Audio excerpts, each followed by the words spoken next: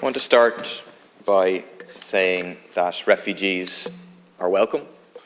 They're welcome in Tallaght, where I live. They're welcome in Dublin South West, where I represent, and they're welcome in Ireland. And they're people who are fleeing war, persecution, repression, some of the over 100 million displaced people around the world right now. And just as Irish people went abroad, fleeing some of those things, also some so-called economic migrants, we should be welcoming these people. I want to see a world without forced migration, where instead of the numbers of people forced to migrate going up every year, that it goes down. To be honest, that points to an eco-socialist challenge to the capitalist system. It points to challenging imperialism, which is fueling conflict around the world, be it Russian imperialism or US imperialism, backing various dictators, repressing their populations, and destroying our planet and creating potentially hundreds of millions of climate refugees in the coming years. And it's absolutely wrong to blockade people who have fled war, who are vulnerable, from accessing their accommodation.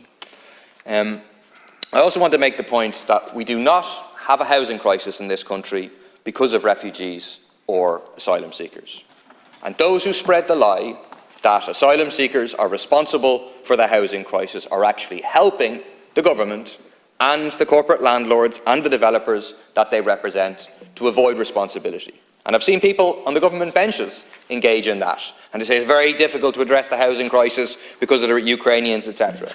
Let's be clear, we had a housing crisis before the invasion of Ukraine started. We had a housing crisis for years and years and years. And if all the asylum seekers and the refugees left tomorrow, we would still have a housing crisis. Why?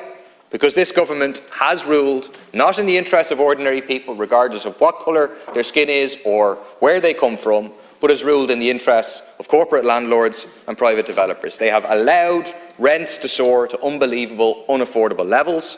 They have consciously encouraged house prices to rise to unaffordable levels. They've refused to invest in building social and affordable housing. They've refused to deal with the scandal of vacant properties or developers sitting on 80,000 planning permissions. And those who blame refugees undermine what we need to do, which is to build a united movement against the government, against Fianna Fáil, against Fine Gael, and against those who are actually benefiting from the housing crisis. I want to make a point about the far right.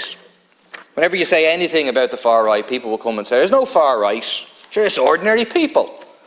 Of course, the vast majority of people in this country, of course, are not far right. The vast majority of people who even have concerns about asylum seekers coming into their community are not far right. That's absolutely true. But it is also very patently, very obviously the case that there is a far right.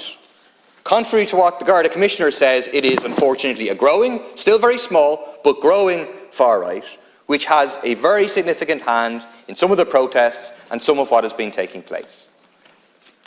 Last night, or the day before, a pensioner in his 70s was hospitalised at a protest in Corofin. A couple of weeks ago, tents of asylum seekers burned down in Sandwich Street in Dublin. Whenever you go and you look at these blockades, in very many of them, you see the hand of the far right behind them.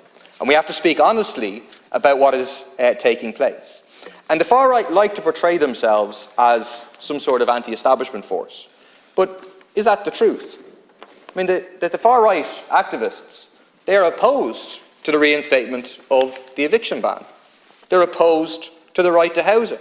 They actually spend their time, more time anyway, not attacking the government, but attacking the opposition, attacking Sinn Féin, attacking people before profit. And who are these people? The likes of the National Party, Justin Barrett, who recently quoted Hitler approvingly on Telegram. Are you telling me quoting Hitler is not far right? The likes of Herman Kelly, a former press officer for Nigel Farage, who was formerly acting editor of the Irish Catholic. The likes of Philip Dwyer, kicked out of the National Party, and his new party, Ireland First. They also, I'll finish on this, they want to bring us back to a society dominated by the Catholic Church, with no rights for trade unions, no rights for LGBTQ people, where ordinary people are repressed, and they also have a lot of connections to the British far right, ironically consider their waving of the tricolour.